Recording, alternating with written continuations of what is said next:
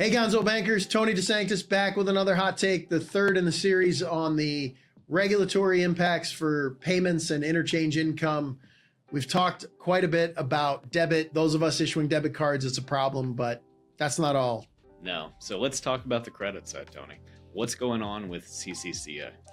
So if there's any good news with CCCA is that it hasn't made it past a couple of approvals in committees, and I think it might have made it to a floor vote in the House at one point. But essentially, the way that the legislation is written is institutions over $100 billion on the credit card side would be liable for supporting two unaffiliated networks the same way we all do on the debit side of the equation today. The challenge with that is twofold. One is there aren't a lot of secondary networks that are unaffiliated today that support credit. Right? Debit and credit are two different transactions. Debit's a single transaction, especially on the PIN side, and credit is not. You need an auth and a settlement. So infrastructure-wise, I think there's only one of the traditional networks that would support that. So that doesn't really create as much competition. We would need some new players to show up in the So space. new players would have to come to the game. So there's some potential there, but again, it's not like there's 30 solutions in place. I think the bigger issue is what happens to interchange. And I think what gets lost in the discussion here is, and I've talked about this in the classes that we teach, in debit, all of the income comes from interchange, right? And so all the profitability comes from interchange. And in credit, we have historically used interchange as a marketing tool to encourage people to use their card more. And so the interchange as a profitability metric is much smaller, even in the credit card space, even if the interchange is slightly higher, because we end up giving most of it back to the consumer in the form of rewards.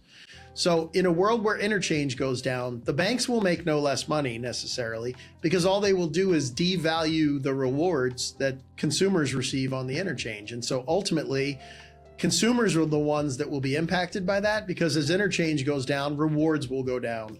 And it will be a direct pass through the consumer that can tangibly be measured, as opposed to the hypothetical benefits that the Merchant Payments Coalition and others have said will happen. And I quote, that will either lower or maintain existing pricing, which does not sound like a benefit to consumers to me. So you're telling me that I could lose my credit card points and just keep my prices the same. Exactly. So they're not guaranteeing prices will go down, because every historical study has showed they don't. And at the same time, you're definitively going to use credit card rewards, which we can all quantify and touch and feel and use. But this is only going to affect the 100 billion institutions, right? Well, it becomes a question, right? If 91% of the credit card transactions are happening at $100 billion institutions, how is Visa and Mastercard going to handle the interchange, and what is the competition at that point? Without going too far down that rabbit hole, more than likely the ancillary effects for folks under will be similar to the ancillary effects that happened in the Durbin and on the debit side, which is folks under 10 billion were impacted just as much, maybe not quite as much, but certainly significantly relative to previous profitability. And again, it's all going to translate to pass through to the rewards to the customer. So do you think that most recent Visa MasterCard settlement, do you think that's going to impact this? So every indication is that the judge isn't happy with that settlement. So that's either going to go to trial or another settlement's going to have to be reached. I think that the appetite to achieve that settlement is much higher for Visa and Mastercard and others, because if that settlement can go through, I think that puts pressure, or sort of indicates what we've all said, which is the networks are willing to sort of come to an agreement and come to a consensus with merchants to try to find a happy medium, and that this doesn't need to be legislated.